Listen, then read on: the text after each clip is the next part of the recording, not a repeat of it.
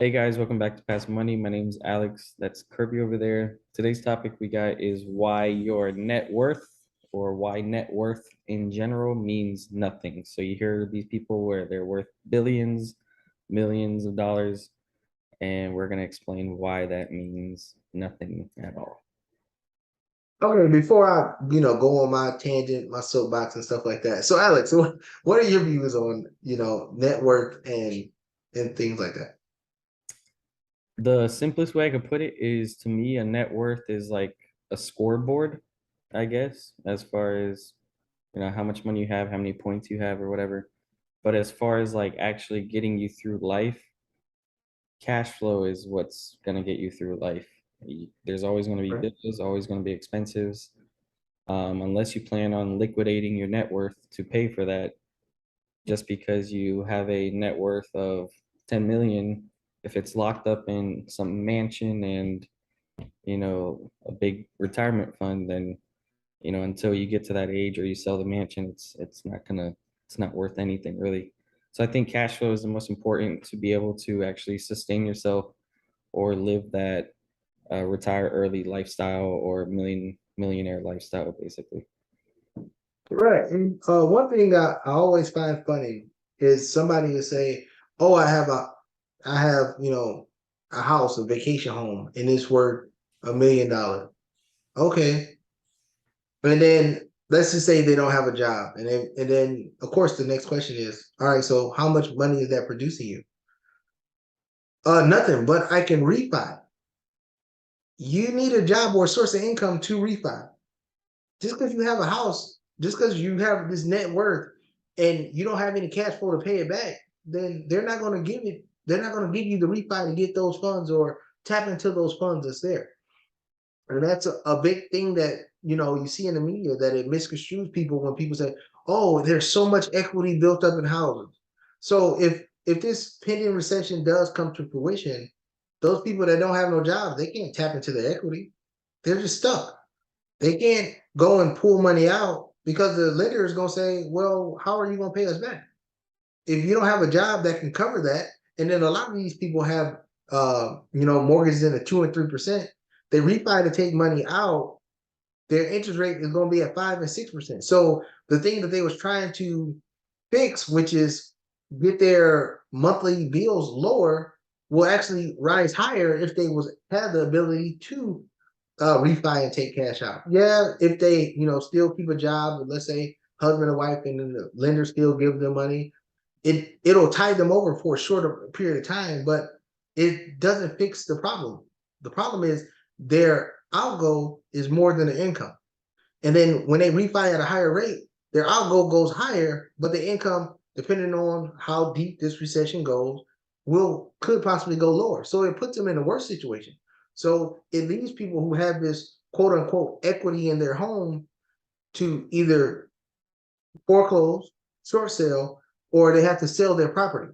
But the problem with that is borrowing rates are super high. So that equity that they apprised in 2020, 2021, that number will have to go lower for them to be able to sell that property. So it's advantageous for a buyer to step in to buy the house because now that the mortgage rates are so high, people are can't pay those big wish pricing that we got from 2020, 2021.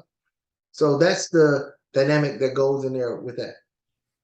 Yeah, it's always stood out to me, like not to hate on Dave Ramsey or Dave Ramsey followers, but because I enjoy watching the podcast. But when I hear like callers call in and they talk about their assets and they mention, they have a house that's paid off, they have a 401k, Roth IRA, and it totals over 1 million. Well, if people watch our video that we made before, it's still difficult to retire on just $1 million, depending on, where you're living. And it's like it's sad to see that even being a millionaire, a net worth of 1 million still does not get you that far unless you're in the tens or hundreds of millions. But cash flow is Right. gonna be able to get you there. I mean, a paid off house is great, but there's still gonna be property taxes, utilities, there's still gonna be um, homeowners insurance, and those things HOA. have to be, yeah, HOA. If you have HOA, oh gosh, that's another one. Um, and all other expenses, food, car insurance, gas, everything. I mean, there's always going to be expenses, and cash flow is the only thing that's going to be able to get you through that. Even if you do have a lump sum of cash, that's going to dwindle lower and lower and lower as you start to pull from it, like from a 401k or a Roth IRA. So I think net worth is a cool thing, like as far as like, oh, I have this much in my portfolio, but like it's as far as like getting you through life, I think cash flow is the biggest thing that's going to be able to do that. And I think cash flow is far more impressive when you hear like Warren Buffett, how what is it, Berkshire Hathaway makes $1 billion in just options trading. So I mean, that's like one cash flow source. I think stuff like that is way more impressive than just Dividends, they make billions off dividends also. yeah, exactly. I mean, things like that, very impressive. Yeah, I think the simple point, and I think I heard it from Mike Zuber from One Rental at a Time, is you can't live off your network. You can live off cash flow, but you can't live off your network. So I'm when people talk about my net worth or how much I'm worth and all that, that sounds good, but that number I can't live off that. What I can live off is the money that comes in every month from the cash flow that I have in those assets. And a lot of people don't look at that. The only thing people look at is, oh, you have this house, go ahead, flip it, sell it so you can get a lump sum of money to go do something else. No, I still want the cash flow because bills still gonna come every month, and I still gotta pay them every month. And let's say I sell a house and make $100,000 and do nothing, just sit here slowly but surely every month, bills and expenses is going to eat away at that $1,000, $100,000, and eventually it's going to be down to zero. But if I have an asset that's going to continually pump me cash flow every month, then I can take care of those bills and I can still have cash flow coming in no matter what. And that's the big thing. That's why cash flow doesn't, I mean, not cash flow. That's why net worth really don't mean that much. It the cash flow that comes in. And that's the thing that people get really misconstrued about. Like Elon Musk. Let's use Elon Musk for example. Elon Musk, he has a net worth $100 billion. He don't live off of his net worth. If you look and see how Elon Musk live on a day-to-day basis, you couldn't even tell that he's worth $100 billion. I mean, you see news articles where his kid's mom, I don't believe they married, the kid's mom saying, he got us in a middle class neighborhood with no security and we eat peanut butter and jelly sandwiches. Because he doesn't have any real cash flow coming in from those assets. Yes, he has a lot of assets that's growing in net worth and he can borrow money against the asset. Yes, that's true. But having that cash flow that comes along with it is optimal. That's why, like Warren Buffett, just take the dividends away from the stocks, and he can make millions of dollars by investing his working capital to buy assets that's going to produce some cash flow via dividends, because that's mainly where Warren Buffett's cash flow comes from. It will pay for his bills and pay for anything that he wants. But he uses his working capital throughout his life to build up that nut to keep funneling money back to him.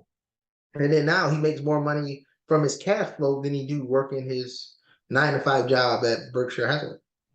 Yeah, that's a good point too about Elon Musk. I think most people think that when they see these like news headlines like Bill Gates's net worth or Elon Musk, and I see it a lot with like on social media, they're always talking about the elite and how much money they have. It's locked up in stock. Like people have to understand, like in order for them to get that money, they either have to borrow against it, like you mentioned, or sell it and pay taxes on it. So it's not like they just have it like sitting in a bank. It's locked up in equity in stock, and it's because shareholders have brought it up to that valuation and have boosted their net worth. It's not like they make $1 billion a year off of their salary or something. Right. And that's true. And like you see rappers and stuff when you hear about net worth and all that, they believe that that's the money that's coming in. Um, like let's just use I know I don't want to talk about him because it might get us canceled, but it's a like they talk about Kanye West or whatever and how he's worth 3.6 billion. He's not getting $3.6 billion a year. It's the cash flow he gets from his brands and businesses and things like that. That comes out to let's just call it $130 million a year. That's the cash flow he received. And then the formula that comes up to how they come up with how much he's worth, they times it by 10, because that's cash flow times 10. And that's how they got to, so let's just say 300 something $million. And then that's why they say he's worth 3.6 billion. And that's what it is. But people hear net worth and they just think people pumping in billions of dollars, $100 billion a year, like Elon Musk is $100 billion, $100 billion. If he was bringing in $100 billion a year, then inflation will be through the moon if he was spending the money. Right. If he was making all that money, then he would be paying way more in taxes also, which don't Right. make sense. So yeah, that's why we just want to talk about in this video, just giving people a better understanding. Net worth is just a score. That's something that guys can sit there and talk about, like, yeah, I'm worth this much, I'm worth that much. In the end, it don't matter. It's how much money do you bring in from the assets that you have? Right. Because that's what's going to take care of you, not that number on the scoreboard saying what your net worth is. But with all that being said, thanks for tuning into the channel. Please like and subscribe. Please like and subscribe. Comment in the comment section below, and we'll see you in the next video. See you guys.